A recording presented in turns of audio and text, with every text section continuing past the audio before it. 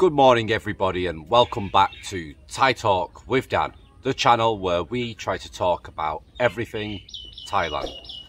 Now recently I've been coming across people with self-confidence issues that are coming here to Thailand and feel like they have no other choice but to pay a woman for sex and for them to love them, for them to give them the time of day.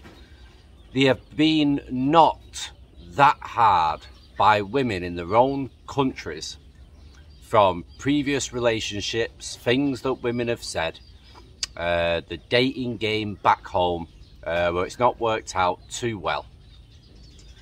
And it has made a lot of men have massive self-confidence issues where they don't feel like they look good enough, that they may be a little overweight because they have lost the hair on their head and they are now bald.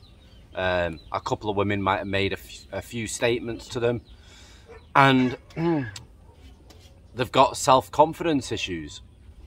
And I didn't realise how much of a problem this really was until I've started to speak to people that have basically said, Dan, I have no other choice but to pay a woman for her affection, whether it's fake or not. I have to pay for it, and I've just got to hope that she does really like me or fall in love with me, because that's the only way a woman is going to give me the time of day. So when I think about this, guys, I start to realise why certain men like this will date a bar girl and get into a relationship with a bar girl, why they'll get into a relationship with a freelancer on Beach Road or a part-time freelancer that has a part-time normal job as well, why they'll get with a go-go girl, or just getting with women like that. I presume that they know it's going to be a monetary transaction, and these women will be nice to you, say the things that you want to say they want to be your girlfriend, say they love you, etc. And I suppose even though they know in the back of their mind it's a bit of a dream world, it's a bit of a fake reality, it's still a reality that they can touch, smell, sense, feel, etc. Which is really sad, guys. It's very, very sad. I mean, as an example, one of these guys looks okay. He's in his 50s, he looks alright, not overweight, and his personality comes across really, really well. But the problem is he likes a certain type of woman, and that certain type of woman is going to knock his self-confidence, is going to talk crap to him, is going to give him a lot of grief and problems. And I think, like, for this one particular individual, that because of the type of women that he's dated in the past, they were always bound to hit his self-confidence and talk down to him when they broke up with him or had a fight with him, etc. And I didn't realise that men, I don't know how to say this in the most respectful terms, but men have kind of become like women, where the smallest of things can have a big impact on them. So if you say to a woman, you know, you look a little bit fat, or your boobs have dropped a little bit, for example, then the woman will freak out, yeah, and she'll take it to heart and she'll remember it for quite a long time. And I feel like men have kind of gone that way as well. Guys, you have to have some value within yourself, and you have to come to the realization that if you don't love yourself, nobody else is going to love you.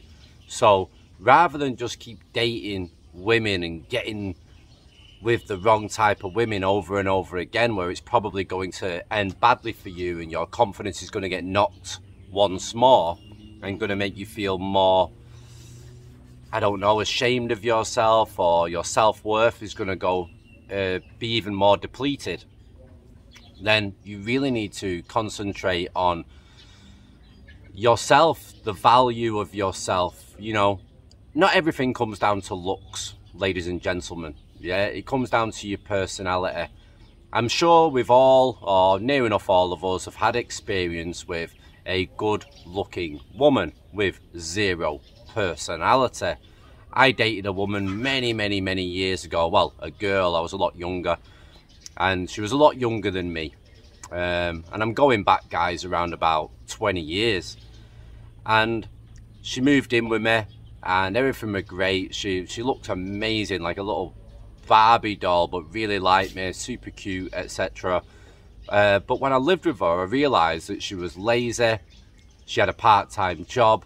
I had to make a bath for her. Yeah, run her a bath like some bloody woman. I had to cook and clean. She didn't do anything. And very quickly, when I lived with her, I started to realise that this woman's got no personality. She's not that fun. She just tries to act cute. I can't have a in-depth conversation. We've got nothing in common. And not long after, guys, I think after about a week, I just said to her in the nicest possible way that it's not going to work. And the next day, she left and went back home. And that was it. That was game over, because I come to the realisation that even though you might look great, I can't be with someone like you. I really can't. And after that certain situation, I started to stop going for women that looked like 10 out of 10.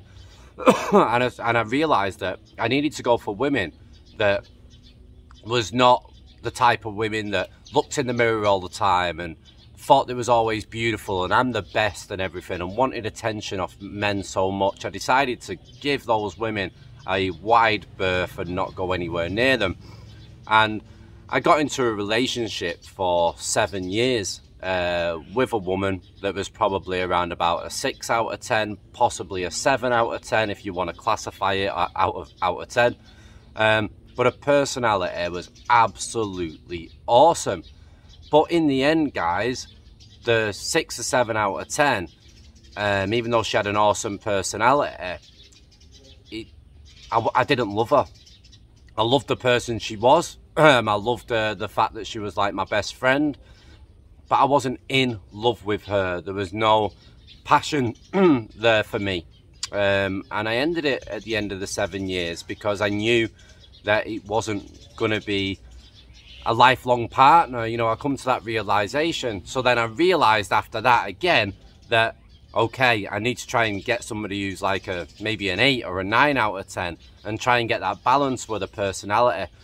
What I'm basically trying to say to you is that there has to be a balance, guys. You can't just get somebody who looks really good, who's an evil, horrible person and got nothing in common with you. It's not going to work. Or get with someone who's a 10 out of 10 who's like a bloody zombie, where you can't have a conversation. There's nothing that you can speak about. It's just never ever going to work. You've got to find a balance in order to make a relationship work. And I think that's where a lot of us guys go wrong. But when you're dating, like, say for instance, right, you like the type of woman that's a bit saucy, a bit sexy, a bit crazy, a bit wild, you know.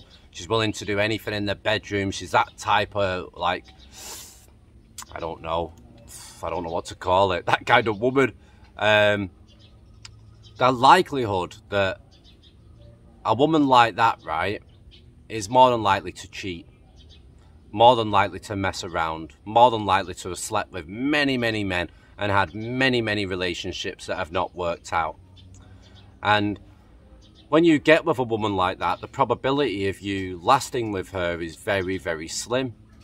So I feel like a lot of guys just get with the wrong type of women, and that's why they end up in the situation that they're in. And same for women, I suppose, as well. They get with the wrong type of men.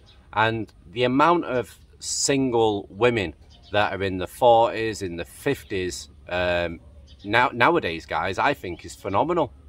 And for me, I've always thought that if somebody's single at 40 or 50 years old, for example, then there's some kind of problem there. If they haven't lost a partner, you know, and they've just had failed relationships, then there's some kind of problem with that individual. Maybe they're a bit of a stress head.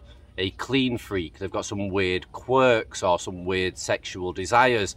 There's something going on why they haven't managed to stick with a woman. But then you can get a certain percentage of people that just like to be single, that can't live with a woman, because a woman's hard work to live with, guys. Let's be straight.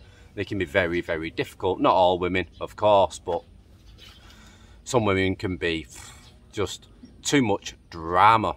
And that's what I've experienced with women, is that they can be a lot of drama and they don't seem to think the same as us.